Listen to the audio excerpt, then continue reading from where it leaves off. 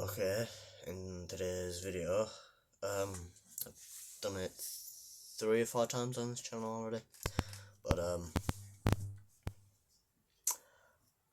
I've never done one that is fully functioning, which I have finally done, because I seen a video where a geezer, can't remember his channel name at all, did one where there's like a locking mechanism where you put like a dint on the metal and then have like a straight curve up, and the dint would like slide up and catch on the dint in the blade itself, which did not help at all with this. I don't know why I said it. Oh, that's why. But it gave me the inspiration to build my own out of Lego, and obviously yes, it is multicoloured, but it still works either way. But I will put it on, and you'll be able to see that it works a lot better than anyone would expect. At least I expected, because I thought it was going to flop and didn't make a video about it, and wouldn't make a video about it, which is why I didn't use the build process, because I never filmed it, because I thought it was just going to be a flop and there was no point me wasting my time at all. So I'll put it on and you'll be able to see how it works, and if it fails it does, don't it? Let's go. So I have got it on. So first of all, I will show you how smooth it is coming out. You flick it up and then it is locked into place, but if you like hold the blade and push this finger, your ring finger, against the bottom part, it slides in, and then it's not coming out because of the mechanism, which I will show you how it works in a minute. But I hate to say it, but I'm somewhat proud of it, because most of the time I'm not proud of anything I build. I just think it's all bare, you know. But it is very simple how it works. Let's get these plates off. So basically, actually technically I mean no. Right. So how the locking mechanism works at the front is rather simple. It is, if I can get it in the light there, but this is the piece that allows it to go under and gets locked up against there. But also if you tilt it downwards, and also thanks to both the locking mechanisms, it all works in one, because it just slides out, and then when you try to engage it doesn't. But if you switch it that way again, it works. And also that locking mechanism didn't work, because you have to like slide it up. Like, I haven't slid it up. I don't know if you'll be able to see. I haven't slid it up, so it will just go in. But I don't have the rest of the plates on, that's why it's not working properly. But when you do, stop locking.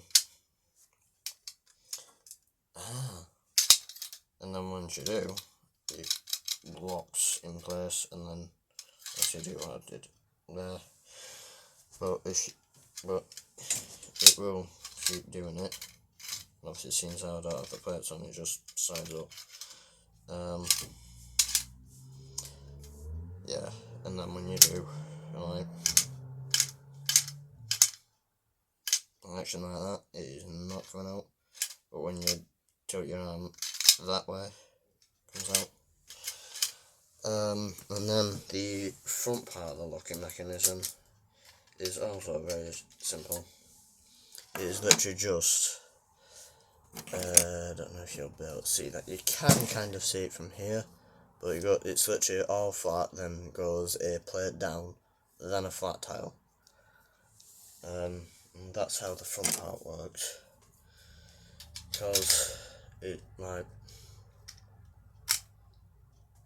holds that.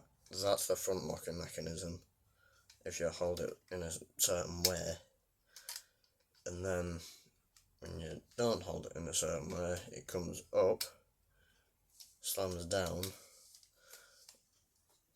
and we have done it here, is it slides down onto the 2x4 flat piece, and it does wobble, yes, but that's something you're going to have to sacrifice for it being practical.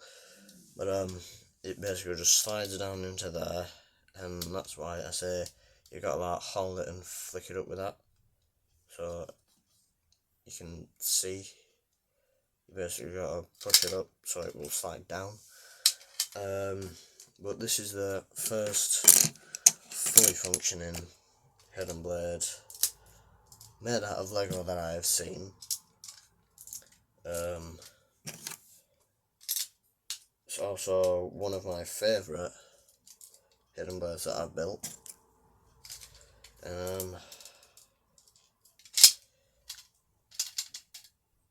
Looks like a jam.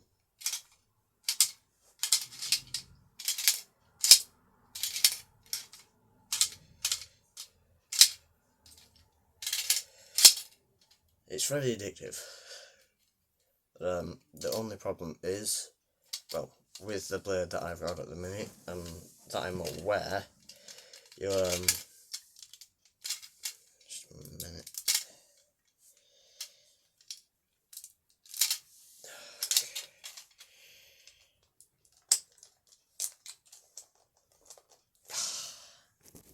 Is it's attached to these, which is attached to 1x4, and if you even just wiggle it a little bit, eventually it will come apart. But that I'm aware, you can get it. It's a 10, a 2x10, which I don't have, unfortunately. So not the line up there. So that is my functioning Lego hidden blade. I hope you have enjoyed. It is very easy to build, and thankfully I have enough ball joints for this, because it also allows wrist movement. Try not to smack your Senate face like a bellend, but very active, but also is close to my wrist, which also, again, if you want it to be practical and be long-ish, that's also another problem I had with the old ones, is that it was, if it was long, it was sticking up about that much, but when it was too short, it only made it to about, what, there.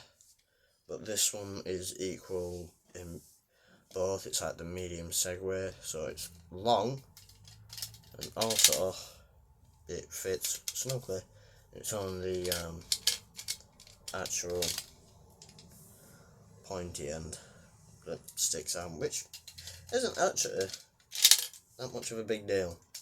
Like, even when you climb, which you can, but you've got to just watch out because it's a bit on the thick side. But that is all for today, and the best thing to do is to wrap your arm in ball joints first, to do it at the wrist, at the top part of the wrist, and at the, I would say, bottom part of your forearm here, and then once it's done from there, build on top of this, because if you've got a longer forearm, obviously you can move it further down, and if you have enough ball joints and how thick this part of your arm is, you can make it thicker. And then obviously with the ball joints against the clip pieces I've used in the past, they can angle quite a bit, although I may have just, no. So there's no need to like build it straight and like build downwards, like I kind of have done. That's only make it sturdy. But if you've got a longer forearm, you can make the blade longer, which in turn will clip on you. And obviously in turn it will make for a like more accurate hidden blade length, but I have a tiny forearm. But still works out pretty well, to be fair. But thank you for watching. I'm not gonna say like and subscribe because I think it's gay. And may God bless you. Goodbye.